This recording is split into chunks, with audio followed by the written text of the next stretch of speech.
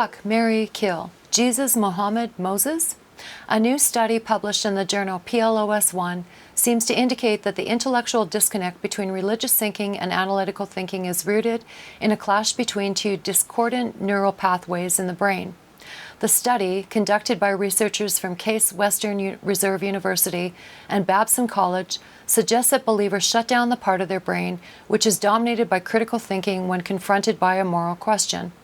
The study entailed 8 different questionnaires, each consisting of no fewer than 159 subjects and no more than 527, with subjects' brain functions being observed under functional MRI imaging. As Tony Jack, the philosophy professor who led the research team, said, quote, "From what we understand about the brain, the leap of faith to belief in the supernatural amounts to pushing aside the critical, analytical way of thinking to help us achieve greater social and emotional insight," end quote. And no, you didn't mishear that. He's a philosophy professor, and yes, he conducted a scientific study which involved strapping hundreds of adults into brain scanning machines to ask them basically to answer adult party game questions. East by Southwest is not a direction.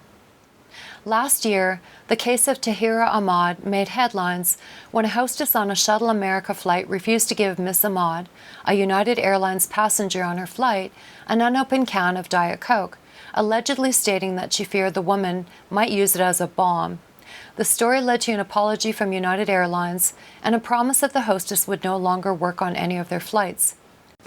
A year later, a spate of similar tales is now again making headlines, yet Southwest Airlines seem to be doubling down this time. For example, a Somali-American woman in a headscarf, Hakima Abdul, was recently ordered from a Southwest Airlines flight after asking a fellow passenger to switch seats. Despite Southwest's policy of unassigned seating and the other passengers' willingness to swap, a flight attendant ordered Miss Abdul back to her seat. When she asked why, the flight attendant deemed her a flight risk and had her removed before takeoff.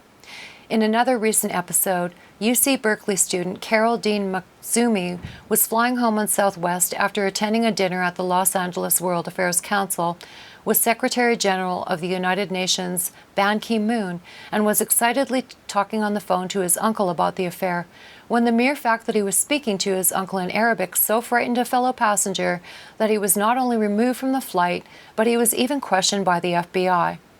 Even after the questioning proved that Matsumi presented no risk, Southwest refused to book him on another flight and has refused to offer an apology. They asked me if I am Hindu. I said yes. They set me on fire. Theft, revenge, and religious hatred in India. For years, the Hindu and Muslim populations have responded to the plurality of religions on the subcontinent through outbursts of sectarian violence, as the Infidel has reported previously. The trouble began with the theft of car batteries from vehicles on the street in the Kasba Peth area of India, which prompted a gang of Muslim vigilantes to act. The Hindu boy, identified as Savan Dharma Rathod, was in his own words, quote, "working with my family in Pandahur." After leaving momentarily to relieve himself, he was accosted by Abraham Mahbub Saki of Kasba Peth and 2 brothers, Imran and Zubair Tamboli. A video posted by the Indian Express shows an interview where Rathod confirms the details of the attack. He nods when asked on video if the assault was based on his religion. The story given to police investigating the incident has the 3 Muslims accusing Rathod of being a thief, but rather than questioning him about the stolen property, their only concern was for Rathod's religious beliefs. After he admitted being Hindu, the 3 Muslims poured a flammable liquid on him from a can and set the boy ablaze. At the Sassoon Hospital that Thursday, legal advocate Ramesh Rathod described, quote, "a dying declaration that was recorded at 11:30 p.m., end quote. A police probe is ongoing, but authorities are at present denying an attack on the broader religious community. Upon his death from burns over 75% of his body, Rathod's father and sister were left to conduct his funeral.